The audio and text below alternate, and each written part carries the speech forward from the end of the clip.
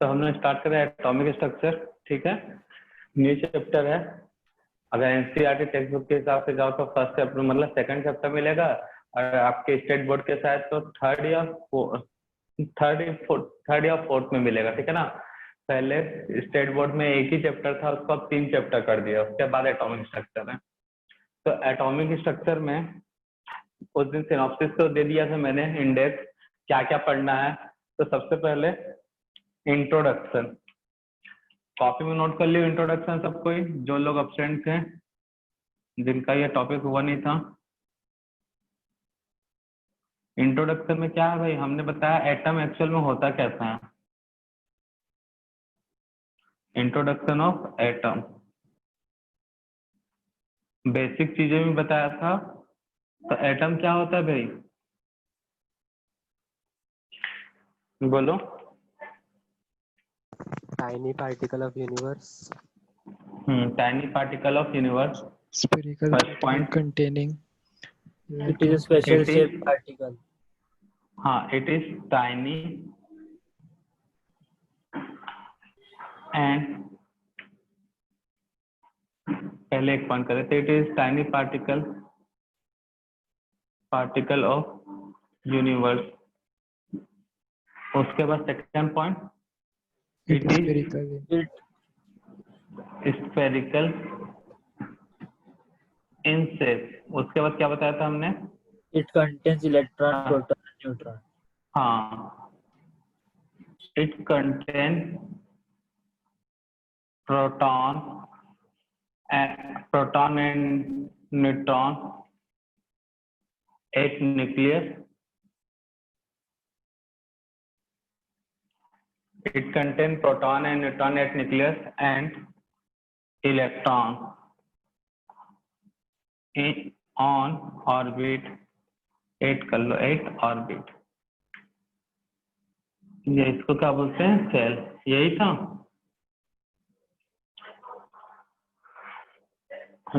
अब न्यूक्लियस क्या होता है ये भी बताता, the centre of atom, the centre of atom is called nucleus,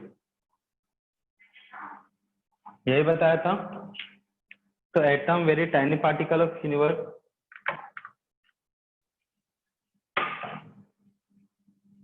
सर्वन्यूक्लियॉन वाला। हाँ, बीच में क्या था, सेंटर ऑफ एटम, इसको हम क्या नहीं बोलते हैं भाई, न्यूक्लियस। पॉजिटिव चार्ज पार्टिकल होता है इसपे, जीरो चार्ज पार्टिकल होता है इसके ऊपर। ये सर्कुलर पाथ होता है, इसका भी कुछ नाम था, यही था ना। और इस पे एक Orbital negative shell. Charge particle होता है। हाँ, तो सर्कुलर पाथ को हम क्या बोलते थे, ऑर्बिट। सर्कुलर पाथ को हम क्या बोलते हैं, ऑर्बिट। सर्कुलर पाथ को बोलते हैं ऑर्बिट। न्यूक्लियस पर पॉजिटिव चार्ज पार्टिकल उसे क्या बोलते हैं, प्रोटॉन। जो सेंटर है एटम का वो क्या कहलाएगा, न्यूक्लियस। जीरो चार्ज पार्टिकल है तो होल स्पेस से ले जा रहा है, इसको हम क्या बोलते हैं, न्यूट्रॉन। और नेगेटिव चार्ज पार्टिकल उसे हम क्या बोलते हैं, इलेक्ट्रॉन। ये बेसिक कंसेप्ट था एटम का। एक्चुअल में एटम दिखता कैसे है। तो ये इंट्रोडक्शन पार्ट था ऑफ एटम, यही बताया था हमने। उसके बाद क्या था भाई, फंडामेंटल पार्टिकल ऑफ एटम। ज्यादा डिटेल में नहीं जाऊंगा, ठीक है ना, शॉर्ट में बताऊंगा। मेन टॉपिक बोर्ड्स पे आएंगे, वहां पे डिटेल करेंगे, डिटेल में discussion. Fundamental particle of atom किसको किसको कहा गया था, Electron, proton, and neutron. Very good.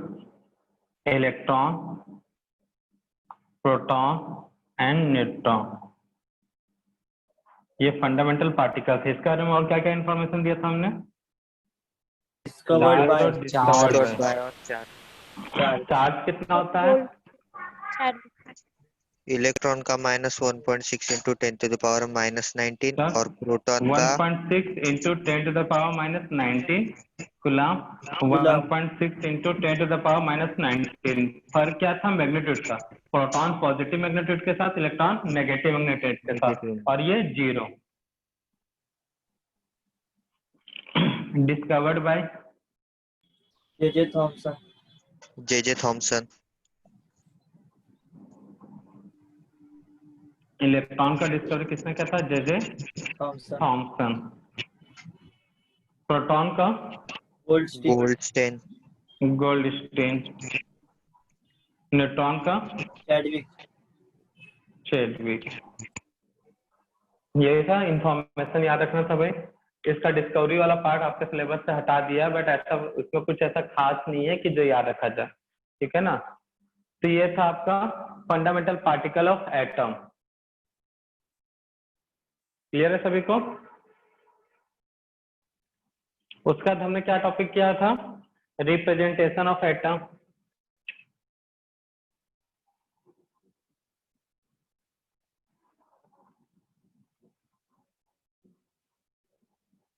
ये पहले मैंने इंडिविजुअल बेसिक चीजें में पढ़ाया था, ठीक है ना। तो एटम को रिप्रेजेंट कैसे करते हैं भाई? एक एलिमेंट रहता है, उसके ऊपर एम या तो जेड, या एलिमेंट के ऊपर जेड और एम ऊपर में राइट साइड। इस तरह से तो यहाँ पे ये सब चीजें किसको रिप्रेजेंट करते हैं भाई? M mass को Z atomic number. ये एक्सप्रेशन वेयर एन किसको रिप्रेजेंट कर रहा है? Atomic mass. जेड किसको रिप्रेजेंट कर रहा है? Atomic number. और एफ किसको रिप्रेजेंट कर रहा है? Particle element symbol. Element का कोई कुछ symbol. बोल रहा था? Symbol of element. हाँ वही है, एलिमेंट सिंबल या फिर सिंबल ऑफ एलिमेंट। तो ये था वही रिप्रेजेंटेशन। उसके बाद देखे थे calculation of electron, proton and neutron.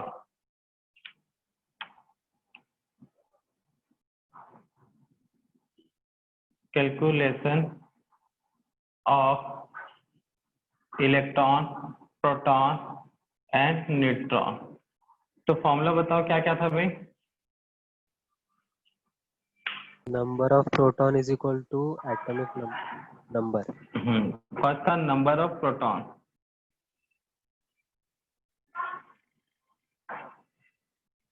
Proton मतलब नंबर के लिए एन, प्रोटॉन के लिए पी, एन पी।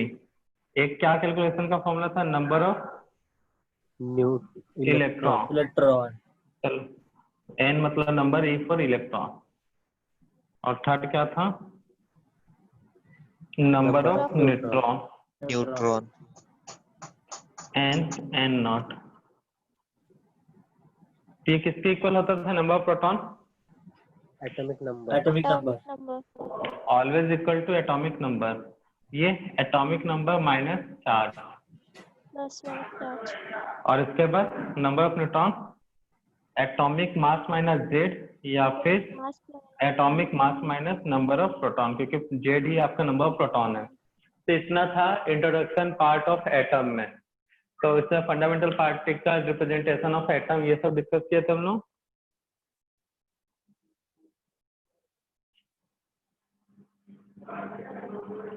तो जो लोग इस ये वाले क्लास में नहीं थे तो ये स्क्रीनशॉट ले लो। ऐसे ये तो सब चीज सब लोग पढ़े ही होंगे, ठीक है ना। सर सब हाँ बेटा बोलो। सर कोई इन करने को बोल रहा। ले लिए, देख लिया फिर।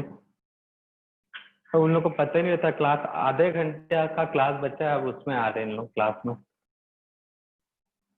तो ये था introduction of atom, fundamental particle of atom, representation of atom and calculation of electron, proton and neutron. Note कर लो, मतलब स्क्रीनशॉट ले लो जो लोग ये सब नोट नहीं किए हैं। अब उसके बाद डिस्कस किया था एटॉमिक मॉडल। उसके बाद क्या डिस्कस किया था हम लोग? Atomic model. रब कर दो मैं इस साइड वाले को, स्क्रीनशॉट ले लिया ना सब? हाँ, न्यूक्लियस पे कौन कौन से पार्टिकल होते हैं? Proton and neutron. तो प्रोटॉन और न्यूट्रॉन को ही हम लोग क्या बोलते हैं, न्यूक्लियॉन्स बोलते हैं। क्या बोलते हैं इसे, ठीक है ना, न्यूक्लियस पे, इसलिए इनको क्या बोलते हैं, न्यूक्लियॉन। तो एटॉमिक स्ट्रक्चर में स्टार्टिंग में मैंने यही बताया होगा, या एक आध दो चीजें कम होगी, लेकिन ये इतने ही सब चीजें पढ़ना रहता है, ठीक है ना। अब इसके बाद हम लोग डिस्कस करते हैं एटम होता क्या है।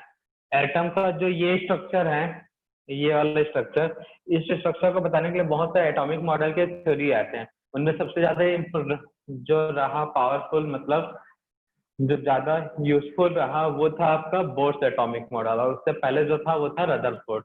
तो वो सबको डिस्कस करेंगे हम लोग एक एक करके।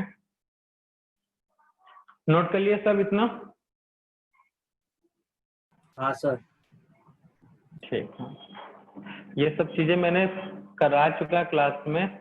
और इस पे कैलकुलेशन ऑफ इलेक्ट्रॉन, ये वाला जो टॉपिक है कैलकुलेशन ऑफ इलेक्ट्रॉन प्रोटॉन, इस पे आपको बहुत सारे क्वेश्चन मिल जाएंगे। एक वीडियो अपलोड है, ठीक है ना, मोमेंटम के यूट्यूब चैनल पर, तो वहां से देख लोगे जिनको क्वेश्चन प्रैक्टिस करना है। तो नेक्स्ट अब हम लोग डिस्कस करेंगे एटॉमिक मॉडल। कौन कौन सा एटॉमिक मॉडल डिस्कस कर चुके हैं क्लास में हम लोग?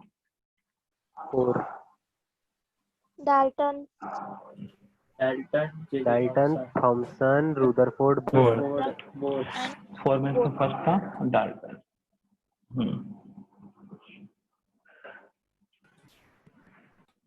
रेणुका है क्लास में?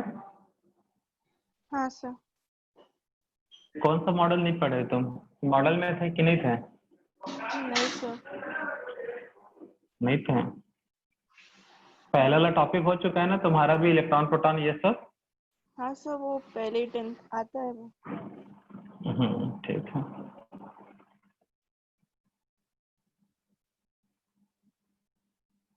तो डाल्टन से एटॉमिक मॉडल, ये तो आप कौन से क्लास में पढ़ लिए होगे, जहां तक 8, 9, 10, 8 या 8 क्लास में पढ़े होगे ना?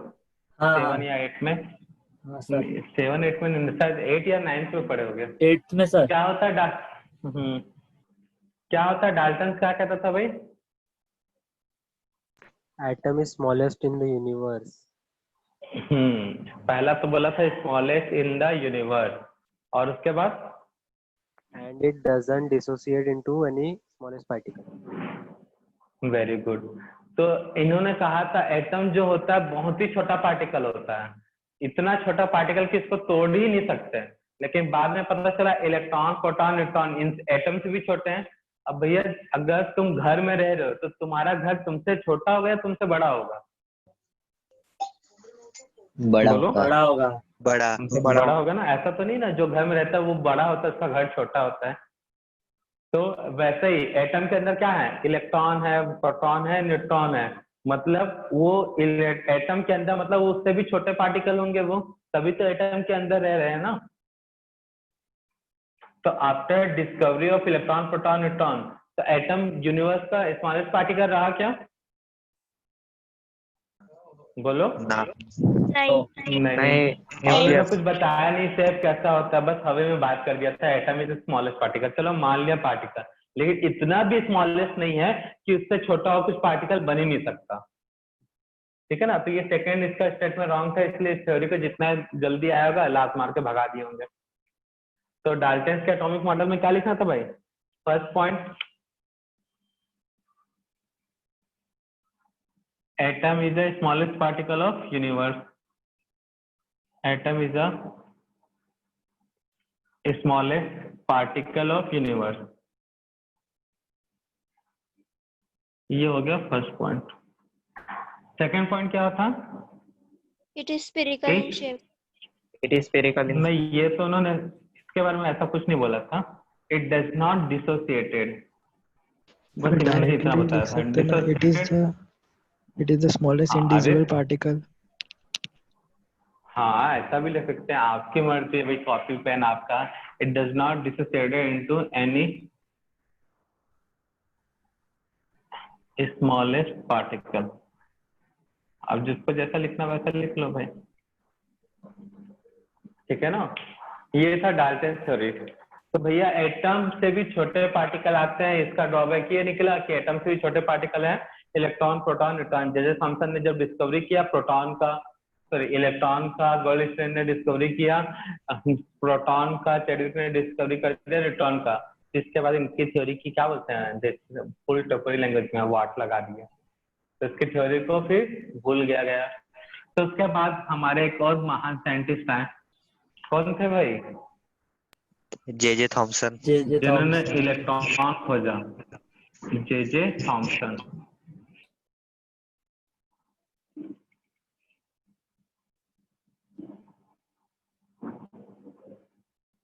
तो क्या कहा था जे थॉमसन ने? एटम स्फेरिकल शेप का होता है। इन्होंने नॉलेज दिया जो एटम होता है कैसा होता है, spherical shape. Spherical atom is a, बेटा माइक बंद कर लो, हमारा यहाँ आवाज रिटर्न आ रहा है। Atom is a spherical shape particle. Second क्या बोला था इन्होंने? Proton and Electron and protons are equally distributed. ये स्फेरिकल शेप होता है। फिर उन्होंने सेकंड पॉइंट बोला, जो प्रोटॉन और इलेक्ट्रॉन है इन अ atom,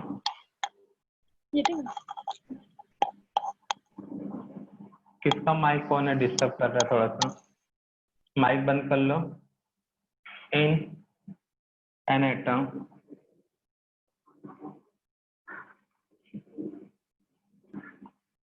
electron and proton are, क्या होते हैं भाई? Equally distributed. डिस्ट्रीब्यूटेड, ठीक है ना, इन अ स्फीयर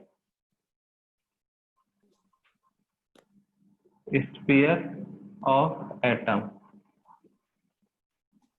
ठीक है ना। ये सब थ्योरी आपको बचपन में बता दिया गया था। इसको मैंने, फिर इन्होंने अपने एटम को किससे, या लोगों ने किससे कंपेयर किया? वाटरमेलन से। याद आया? तो वाटरमेलन में जो रेड हिस्सा रहता है उसको उन्होंने क्या बोल दिया? प्रोटॉन। इसके थ्योरी को किससे कंपेयर किया गया बाद में? वाटरमेलन से। तो वाटरमेलन को जब काटोगे तो रेड हिस्सा मिलेगा, जिसको उन्होंने क्या बोला? प्रोटॉन। और वाटरमेलन में ब्लैक सीड मिलेगा ना कहीं कहीं पे, उस ब्लैक सीड को उन्होंने क्या बोला? इलेक्ट्रॉन। इलेक्ट्रॉन। याद आया? तो जे थॉमसन एटॉमिक मॉडल को पल में पुडिंग मॉडल भी बोलते थे। याद आ रहा है कुछ? Yes sir. याद आया कि भूल गए? तो atom is a spherical shape particle, ठीक है। In atom electron and protons equally distributed in a sphere of atom, ठीक है। तो इस तरह से इन्होंने बताया। अब इनका ड्रॉबैक क्या रहा है इस थ्योरी का? बोलो क्या सर? इस थ्योरी का ड्रॉबैक क्या रहा? इलेक्ट्रॉन स्टैटिक है। सर इलेक्ट्रॉन और प्रोटॉन एक मेक को न्यूट्रलाइज कर देंगे ना, फिर दोनों खाली हो जाएगा वो। हाँ, प्रोटॉन और इलेक्ट्रॉन के कांटेक्ट में आएंगे तो एक पॉजिटिव चार्ज पार्टिकल, एक नेगेटिव चार्ज, और दोनों पे मैग्नीट्यूड क्या है? सेम है। चार्ज का अमाउंट सेम है बट मैग्नीट्यूड क्या है? अपोजिट। चार्ज का अमाउंट सेम है, मैग्नीट्यूड पॉजिटिव है और एक क्या है? Magnitude negative. तो एक दूसरे को क्या कर देते हैं? न्यूट्रलाइज। तो ना रहा है इलेक्ट्रॉन, ना रहा प्रोटॉन। तो इलेक्ट्रॉन और प्रोटॉन नहीं रहेंगे तो एटम एटम कहलाएगा क्या? नहीं सर, खाली रह जाएगा। हाँ, तो खाली गोला मतलब खोखला गोला को एटम नहीं बोला जाता, उसको फुटबॉल बोलते हैं। क्लियर है? उसके बाद नेक्स्ट एटॉमिक मॉडल कौन सा था? ये आपने 11th में पढ़ोगे, नहीं 11th में क्या, इसको भी 10th क्लास में पढ़ लियोगे। रदरफोर्ड एटॉमिक मॉडल पढ़े हो ना 10th क्लास में? रदरफोर्ड सर 8th में ही पढ़ लिए थे। हाँ सर। ये सब तुम लोग 8th में लिए थे? हाँ बता, हमको 10th क्लास तक जाना पड़ा।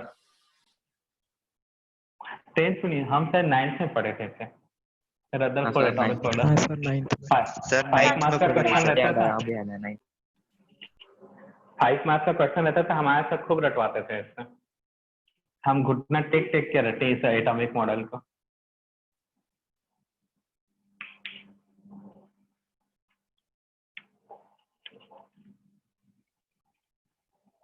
तुम्हारे समय तो अब तो घुटना कोई टेकाता नहीं है ना?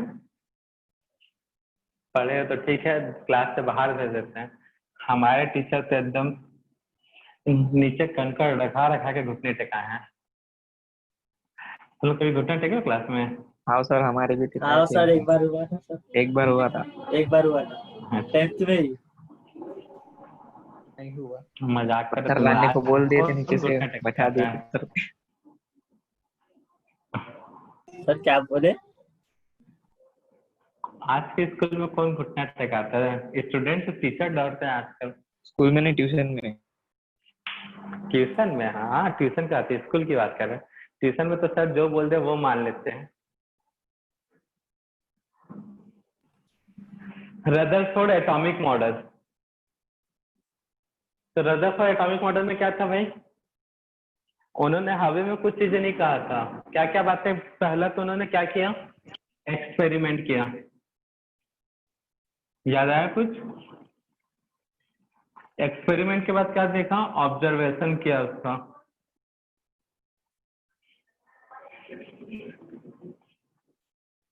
ऑब्जर्वेशन किया उसका, और उस ऑब्जर्वेशन से ही क्या किया उन्होंने? रिजल्ट बनाया।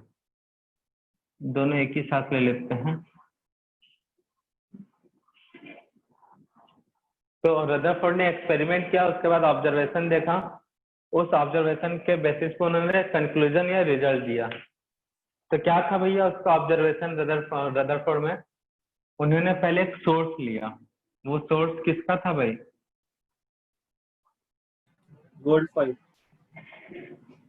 नहीं, अल्फा पार्टिकल का। अल्फा पार्टिकल का था। सोर्स किसका था? Alpha particle. इस सोर्स से क्या निकला था? Alpha particle. यहाँ पे एक बारीक होल वाला एक स्लिट लिया। इस स्लिट का बारीक होल इतना बारीक है कि एक बार में एक ही अल्फा पार्टिकल वहां से क्या हो सकता है? बाहर। उसके बाद उन्होंने क्या किया? यहाँ पे ये अल्फा पार्टिकल है, ठीक है ना? सोर्स ऑफ अल्फा पार्टिकल, ठीक है? ये स्लिट, इसके बाद इन्होंने आगे क्या लिया? स्लिट के बाद foil, gold foil. Gold gold foil. Foil. Very good, gold foil.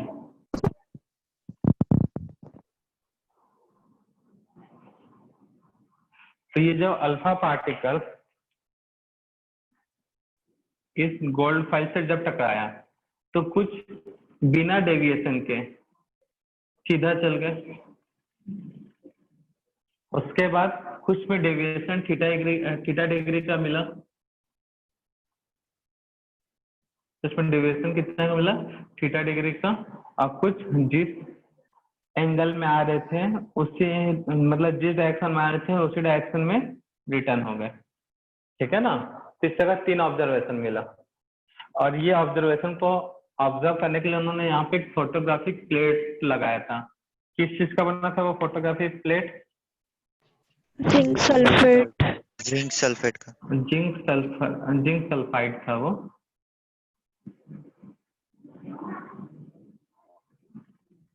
Photographic plate ये था ZnS का, जिंक सल्फाइड। इसका खासियत क्या था भाई? फ्लोरोसेंट था ये। जैसे मान लो एक पूरा एक दीवार पे आपने एकदम पूरा कार्बन ब्लैक मतलब चारकोल से पूरा पेंट कर दिया है, या फिर एक ब्लैक पेंट लगा दिया, उस पर एक चाक लेके मारोगे तो क्या होगा? उसका एक स्पॉट नजर आएगा? हाँ सर। आएगा कि नहीं? एक हाँ पूरा सर। ब्लैक है वॉल है और उस पर एक छोटा सा भी चौक लेकर व्हाइट कलर का फेंक के मारो तो उस पर व्हाइट स्पॉट आएगा। सेम ऐसे ही इस फोटोग्राफिक प्लेट पे जैसे ही अल्फा पार्टिकल सोर्स से होके कहाँ जाता? स्लिट से होके गोल्ड के फॉइल पर, गोल्ड फॉइल पे जाता। तो सीधा जाने पे तो यहाँ पे एक स्पॉट बनता। वैसे अगर यहाँ टकरा रहा है तो स्पॉट बनता है, यहाँ टकरा तो यहाँ, क्योंकि पार्टिकल हमको थोड़ी दिखेगा। अल्फा पार्टिकल ऐसे फेंके पत्थर तो पत्थर तो दिखेगा जाते हुए, लेकिन अल्फा पार्टिकल बहुत छोटा है। तो अल्फा पार्टिकल जब जाएगा तो हमको दिखेगा सर देखो अल्फा पार्टिकल ऐसे जा रहा है, ऐसा थोड़ी दिखा। यहाँ पे पूरा खाली स्पेस, यहाँ पे पूरा खाली स्पेस, यहाँ पे भी पूरा खाली स्पेस, यहाँ पे तुमको स्पॉटेड कुछ मिलेंगे एरिया। तो हमने माना अल्फा पार्टिकल सीधा जा रहा था, यहाँ मिला तो कोई डेविएशन नहीं हुआ, अल्फा पार्टिकल गया और सीधा टकराया वॉल से। ठीक है। उसके बाद अल्फा पार्टिकल गोल्ड का फॉइल है, तो इस गोल्ड के फॉइल से टकराया और थोड़ा सा ऊपर चल गया, फिर टकराया नीचे चल गया, तो यहाँ पे स्पॉट बना। तो ये इनका ऑब्जर्वेशन था। तो ऑब्जर्वेशन में क्या क्या जगह मिला बताओ तो। ऑब्जर्वेशन क्या था बोलो। Most of the particles most of the alpha particles deflected. went straight. Most of the alpha particle deflected, कौन से डायरेक्शन में भाई? सर नहीं हुए थे ना, मोस्ट ऑफ द डिफ्लेक्ट नहीं हुए थे ना। बताओ, तीन ऑब्जर्वेशन है, पहले ये बताओ कौन कौन सा था। पहला स्ट्रेट चले गए most of the particles. Second, a few of them were deflected by small angles, and third, and very among one of the 20,000 were retraced the same path. ये तो पूरा एनसीईआरटी बुक रट के आ गया, मतलब याद करता हूँ। Very good. Most of the alpha sir particle, याद था। नहीं हम नहीं बोल रहे हैं। डिफ्लेक्टेड बाय 0 डिग्री, डिफ्लेक्टेड होता है ना, डिफ्लेक्टेड बाय 0 डिग्री एंगल। बहुत अच्छी बात है, इस मेमोरी तुम्हारा तो बहुत अच्छा है। उसके बाद 0 डिग्री मतलब सीधा चल गया, 0 डिग्री एंगल, या फिर most of the alpha particle deflected by 0 degree angle और गोज टू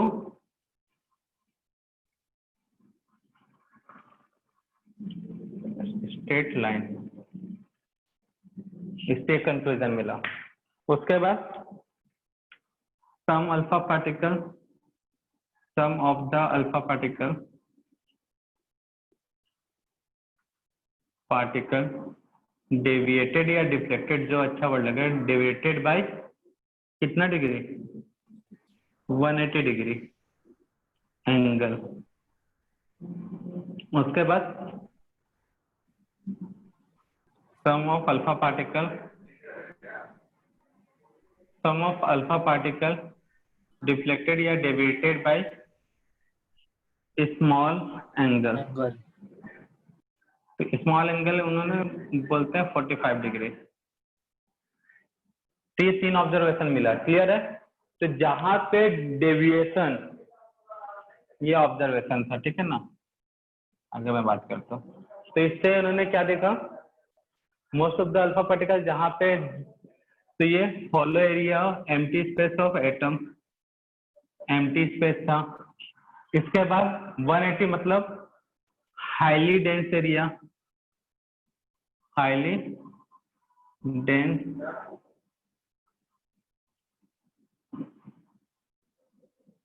एरिया।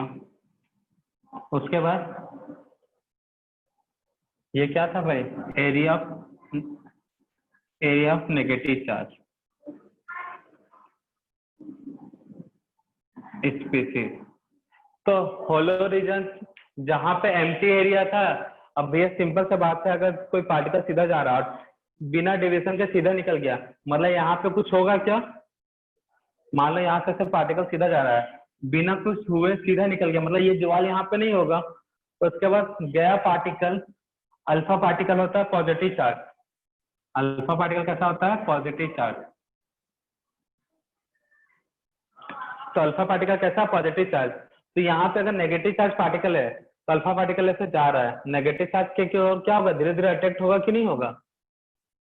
मैग्नेट का खेला खेलते हो ना भाई, अगर मैग्नेट ऐसे सीधा कर रहे हो, यहाँ पे मैग्नेट है, तो मैग्नेट क्या होगा? उसकी ओर अट्रैक्ट हो जाएगा कि नहीं हो जाएगा? अगर इधर एन पोल है, इधर एस पोल है, तो थोड़ी देर बाद अट्रैक्ट होगा कि नहीं होगा? सेम ऐसे ही पॉजिटिव चार्ज जा रहा है, यहाँ पे है नेगेटिव चार्ज, तो उसकी ओर अट्रैक्ट हो जाते हैं, होते हैं ना भाई। एग्जाम्पल क्या बताया था भाई, जब लड़के बाइक लेके चलते हैं, याद आ रहा है कुछ? हाँ सर। रोड पे जा रहे हैं, फिर पानी उसके बाद पूरी धीरे का से क्या होता है, मोड़ लेते हैं। हाँ, अगर कहीं पे गुपचुप का ठेला दिख गया, कहीं पे समोसे का ठेला दिख गया, और कुछ दिख गया, तो मुड़ जाते हैं कि नहीं मुड़ जाते भाई? बोलो। हाँ सर। हाँ सर। देखो, हाँ बोला, किसको ने, ध्यान से देखो उस लड़के को, याद रखना। ऐसे ही करता है तू बालक।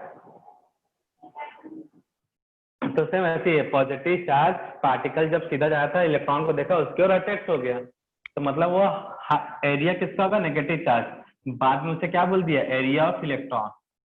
क्या बोला गया इसे, एरिया ऑफ इलेक्ट्रॉन।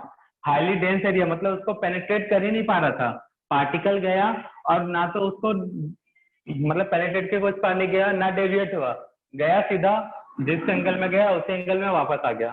ये जा रहा है टकराया वापस आ गया, मतलब यहाँ पे कुछ ना कुछ ऐसा एरिया होगा जो हाईली डेंस होगा जिसको वो पेनिट्रेट नहीं कर पा रहा है, तो बाद में उसको क्या बोला गया, हाईली डेंस एरिया को न्यूक्लियस।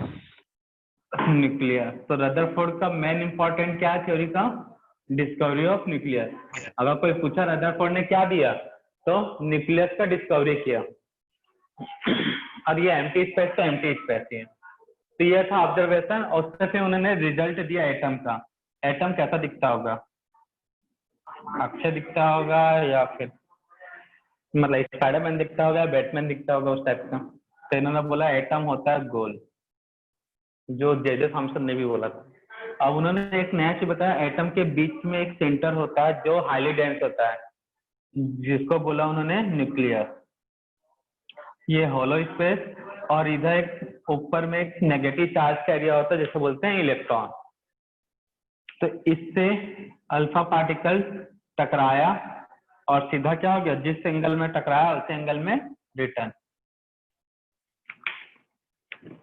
जब अल्फा पार्टिकल होलो रीजन से गया तो बिना डेविएशन के सीधा निकल गया, जब पार्टिकल इस नेगेटिव चार्ज एरिया से गया तो उसकी ओर डेविएट हो गया, क्योंकि अल्फा पार्टिकल कैसा होता है, पॉजिटिव चार्ज।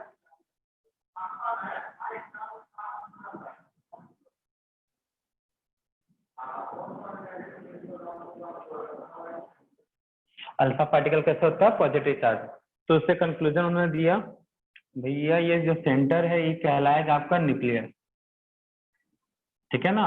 ये एरिया, बोर्स ने इसको बाद में ऑर्बिट बोला, ठीक है ना, इसलिए मैं अभी नहीं लिख रहा हूँ,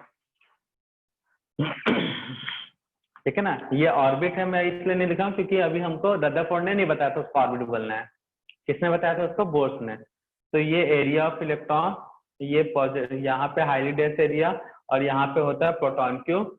अब देखो रिफ्लेक्शन का एक और वजह, अल्फा पार्टिकल भी पॉजिटिव चार्ज और न्यूक्लियस पे भी एक पॉजिटिव चार्ज पार्टिकल है, तो दोनों प्लस प्लस है तो एक दूसरे के पास आना चाहेंगे क्या, मैग्नेट का सेम पोल एन और एन एक दूसरे के पास आ सकते हैं क्या, जैसे पास आओगे ऐसे दूर भाग जाएंगे कि नहीं।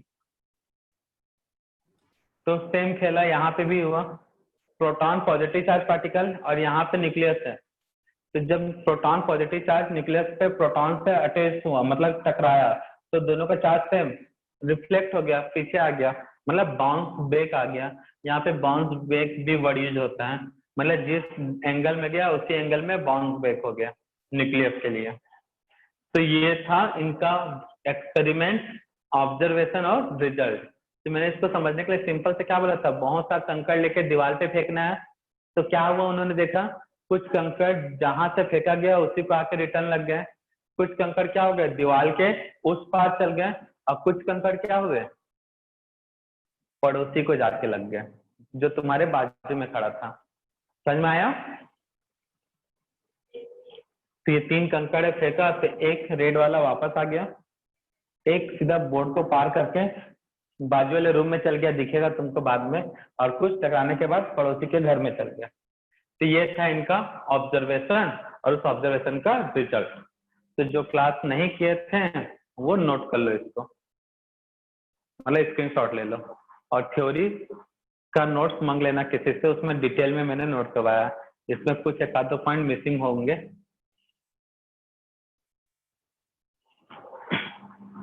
क्लियर है।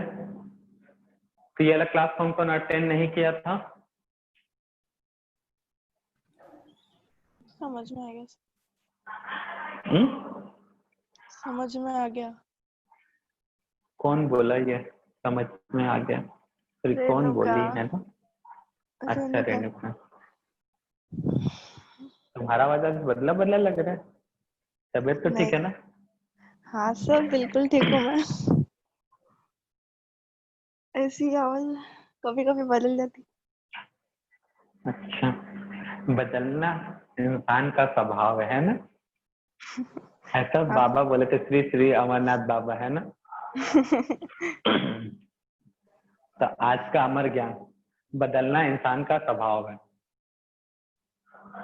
नोट कर लो कहीं पे।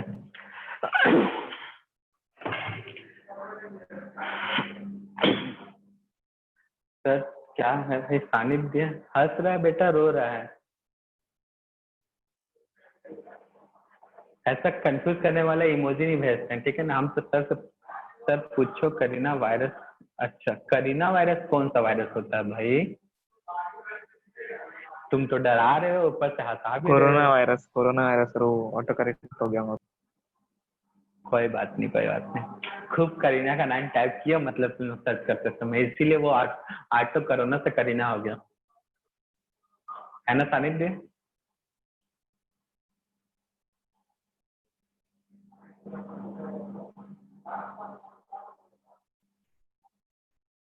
हाँ सर बोल रहे हैं, चलो कोई बात नहीं।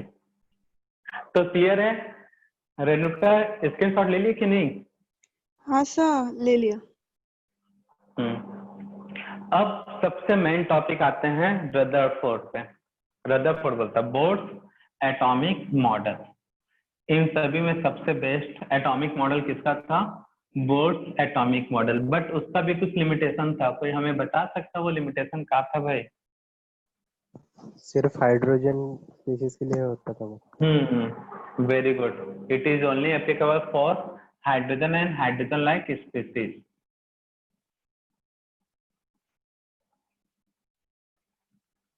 तो अब तक हमको रदरफोर्ड ने ये इंफॉर्मेशन दे दिया, एटम एक्चुअल में दिखता कैसा है, कहाँ पे कौन से पार्टिकल होते हैं, प्रोटॉन पता चल गया, इलेक्ट्रॉन पता चल गया, लेकिन उनका लिमिटेशन, मतलब वो थ्योरी फेल क्यों हुआ भाई?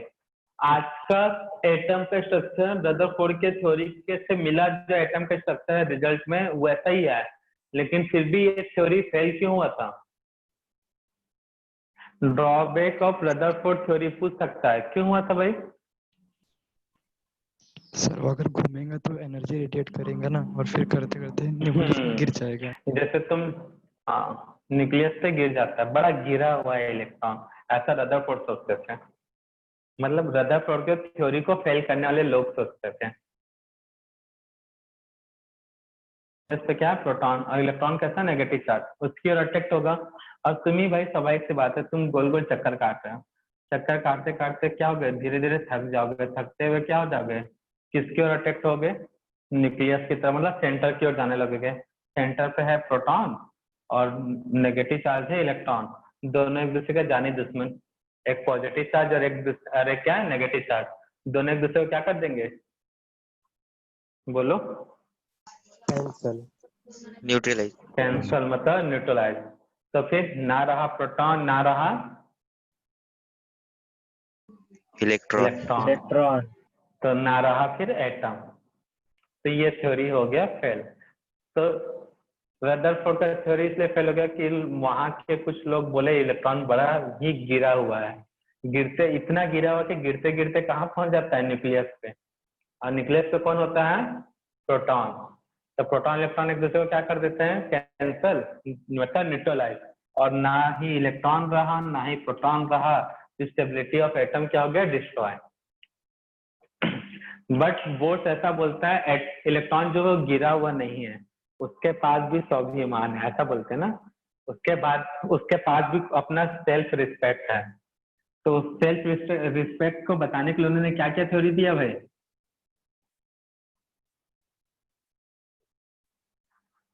बोलो, क्या क्या पोस्टुलेट दिया उन्होंने? फिक्स्ड एनर्जी लेवल में रोटेट करता है, क्वांटाइज्ड होती है एनर्जी। तो उन्होंने सबसे पहले वही सब बकवास किया जो पहले लोगों ने किया था, बकवास नहीं बोलेंगे भाई, वही सब कहा जो पहले भी कहा, ठीक है ना। एटम गोल होता है, अब मैं बाबा नहीं लिखूंगा भाई, थक गया। एटम गोल मतलब गोल नहीं, सर, जो स्फेरिकल होता है, conclusion स्फेरिकल होता है। हाँ, सीधा कंक्लूजन पे। सेकेंड उन्होंने क्या बोला, एटम में बीच में न्यूक्लियस होता है, ये भी लिख दिया मैं। थर्ड बोला, अब एटम में जो इलेक्ट्रॉन है वो गिरा हुआ नहीं है, क्योंकि इलेक्ट्रॉन एक फिक्स पाथ और फिक्स एरिया में ही क्या करता है, रिवॉल्व करता है। तो इलेक्ट्रॉन न्यूक्लियस के अराउंड सर्कुलर पाथ में करता है रिवॉल्व, उस पाथ को बोलते हैं ऑर्बिट। ये था थर्ड पोस्टुलेट, या उसे बोलते हैं शेल। याद आया? पहला तो वही एटम स्फेरिकल पार्टिकल है, सेंटर ऑफ एटम न्यूक्लियस कहलाएगा।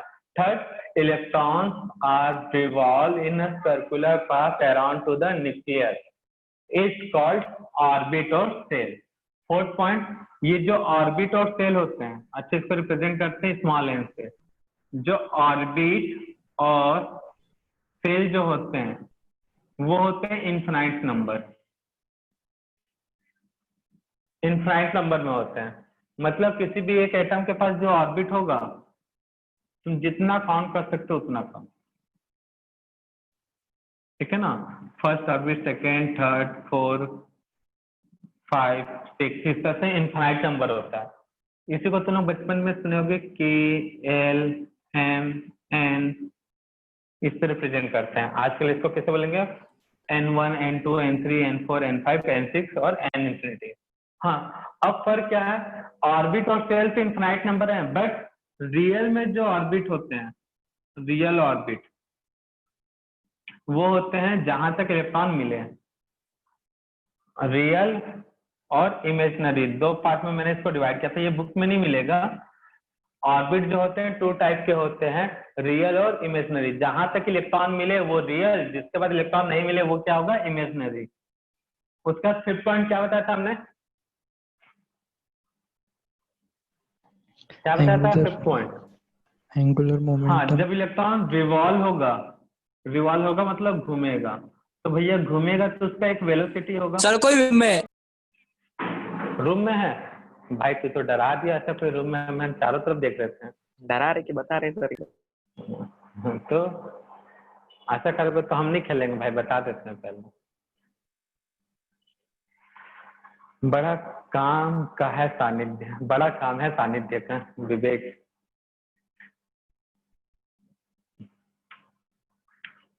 बातें कम क्या करो।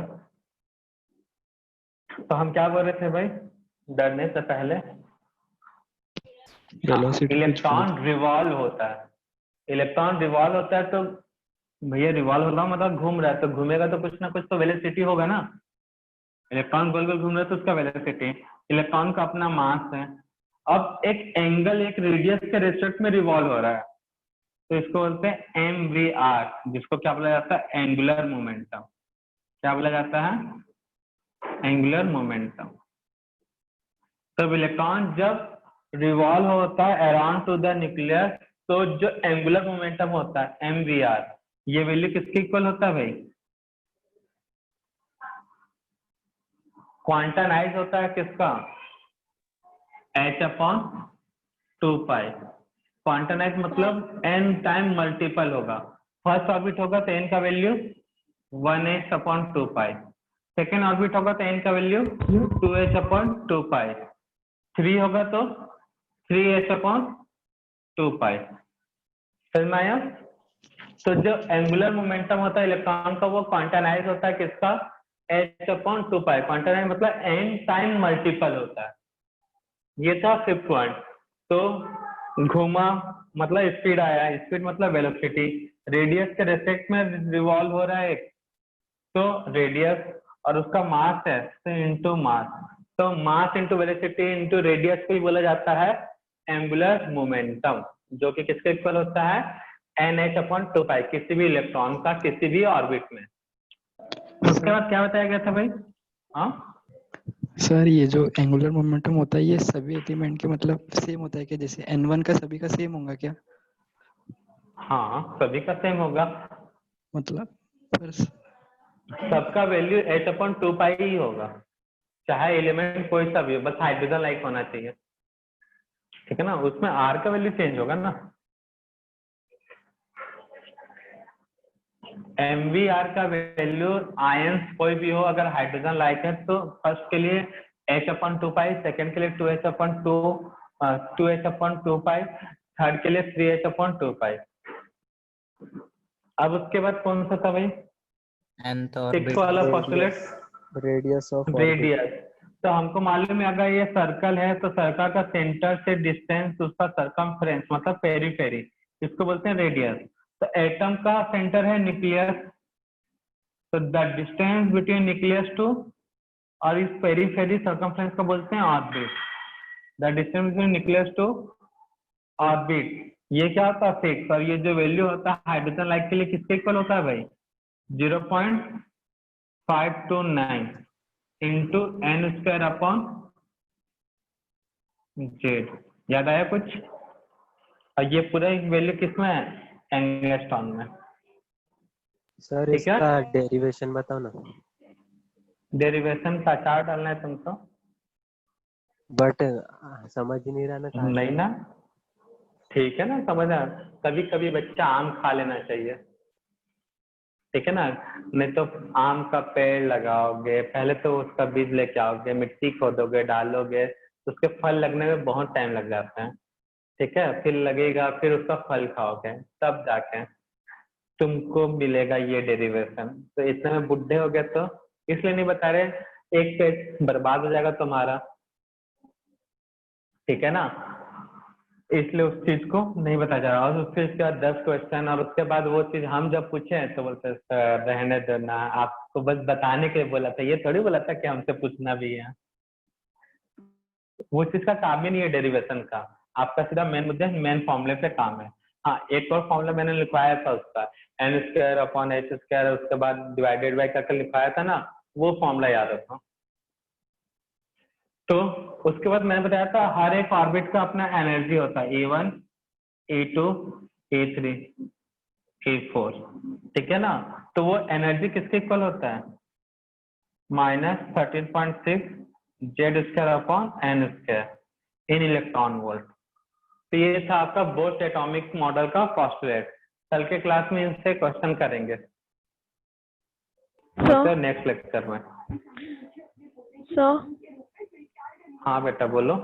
सर आपने 4th पॉइंट में बताया ना कि ऑर्बिट 2 टाइप्स के होते हैं, रियल और इमेजिनरी।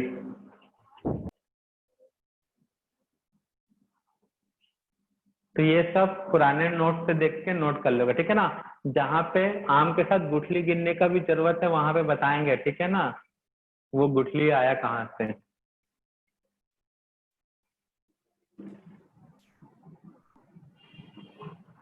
क्लियर है बेटा? Yes, sir.